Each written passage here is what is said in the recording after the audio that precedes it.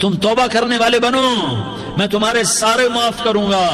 یا عبادی الذین اسرفوا علی انفسہم، اے میرے نافرمان بندو آ جاؤ مجھے منا لو، مجھے راضی کر لو۔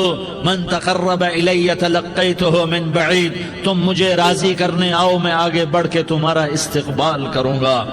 کوئی ناراض، میں کسی سے ناراض ہو جاؤں، وہ مجھے منانے آئے تو میں اس کا استقبال کروں گا یا منہ موڑ کے بیٹھوں گا اور اسے سلواتیں سناؤں گا، جلی کٹی سناؤں گا؟ میرا رب کہتا ہے لیاری کا جو مجھے راضی کرنے آتا ہے میں آگے بڑھ کے اس کا استقبال کرتا ہوں۔ میں کہتا ہوں آ جا میرا بندہ، میں تو کب سے تیرے انتظار میں تھا کہ کب توبہ کرے گا اور میں معاف کروں گا، کب توبہ کرے گا اور میں معاف کروں گا۔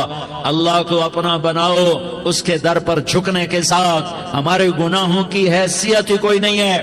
بنی اسرائیل میں ایک آدمی نے 99 قتل کیے، اس کو خیال آیا میں توبہ کروں، ایک عبادت گزار کے پاس گیا اور اس سے پوچھنے لگا میں نے 99 قتل کیے ہیں، میری توبہ ہو سکتی ہے؟ اس نے کہا ہرگز نہیں، تو بڑا ظالم ہے، تیری کوئی توبہ نہیں۔ اس کو غصہ چڑھا، اس نے اسے بھی قتل کر دیا، 100 کر دیے۔ پھر اس کو خیال آیا میں توبہ کروں تو وہ ایک عالم کے پاس گیا اور اس سے پوچھنے لگا میں نے 100 قتل کیے ہیں، کیا میری توبہ ہو سکتی ہے؟ کہ بیٹا کیوں نہیں ہو سکتی توبہ؟ ہائے ہائے ہائے ہائے ہائے۔ میرا رب ایک مثال دیتا ہے، کہتا میرا بندہ تو اتنے گناہ کر کہ زمین کو بھر دے، اس خلا کو بھر دے، چاند تاروں ستاروں کو بھر دے، اتنے گناہ کر کہ آسمان کی چھت کو لگا دے، زمین سے اٹھا اور آسمان کی چھت کو لگا دے۔ اتنے گناہ کرنے کے بعد صرف ایک دفعہ کہہ دے یا اللہ معافی دے دے تو میں سارے ہی معاف کروں گا، سارے معاف کروں گا، ولا ابالی، اور مجھے کوئی پرواہ نہیں ہوگی۔ انہوں نے کہا بیٹا گناہوں کی معافی تو یقیناً ہے لیکن توبہ کا ہونا ضروری ہے، تیری توبہ پکی ہونے کے لیے یہ ماحول چھوڑنا ضروری ہے، تو یہ بستی چھوڑ کے اس بستی میں چلا جا، وہاں نیک لوگ رہتے ہیں، ان کی صحبت میں تو رہے گا تو تیری توبہ پکی ہو جائے گی۔ اس نے کہا میری معافی ہو جائے، میری معافی ہو جائے، میں ہر کام کرنے کو تیار ہوں۔ بوریا بستر اٹھایا، جو تبلیغ والے کہتے ہیں گھر چھوڑو، لیاری چھوڑو، بستر اٹھاؤ اور چلے کے لیے نکلو، 4 مہینے کے لیے نکلو کہ اپنی توبہ کو پکا کرو، ورنہ ماحول کی گندگی پھر آدمی کو گرا دیتی ہے، پھر گرا دیتی ہے، پھر گرا دیتی ہے۔ وہ نکلا، راستے میں موت آئی، جب موت نے جھٹکا دیا تو اس نے چھلانگ لگائی اس نیک لوگوں کی بس کی طرف، وہ ایسے اس کے ہاتھ اس کے آگے اور پورا جسم ایسے آگے پھیلا ہوا۔ اللہ تعالیٰ نے لیاری والوں کو قصہ سنانا تھا تو دونوں فرشتے بھیج دیے، جنت کا بھی آ گیا، جہنم کا بھی آ گیا۔ جہنم والے کہنے لگے مجرم ہے ہتھ کڑی لگاؤ، جنت والے کہنے لگے مہمان ہے سہرے پہناؤ۔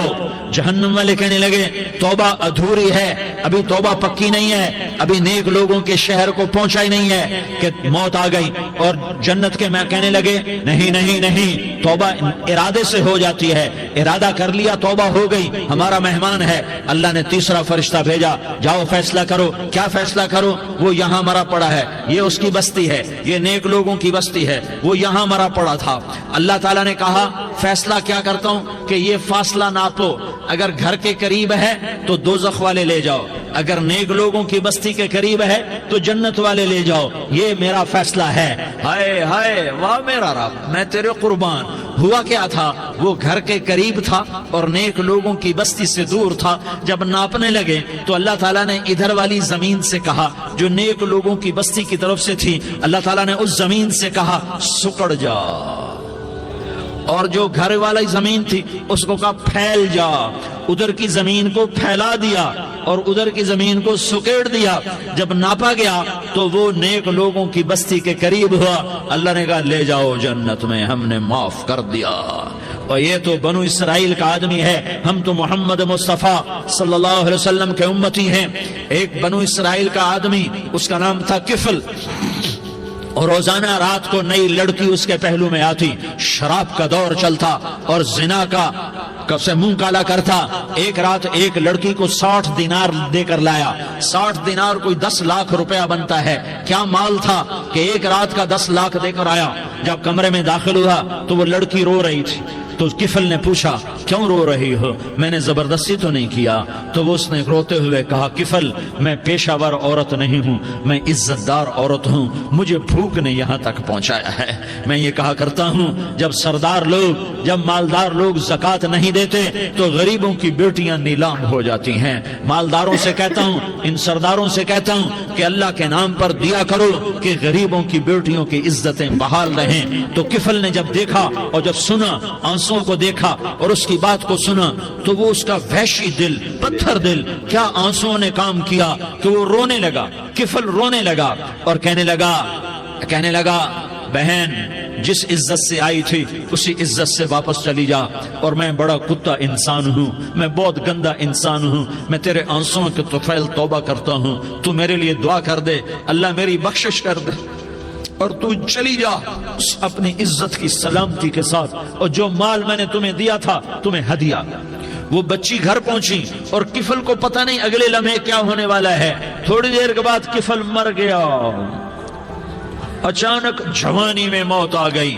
کفل کو نہیں پتا تھا کہ میری زندگی کی چند گھڑیاں باقی ہیں، ساری زندگی زنا شراب میں گزری، آخری چند لمحے میں توبہ کی۔ اب میرے اللہ نے کیا کیا؟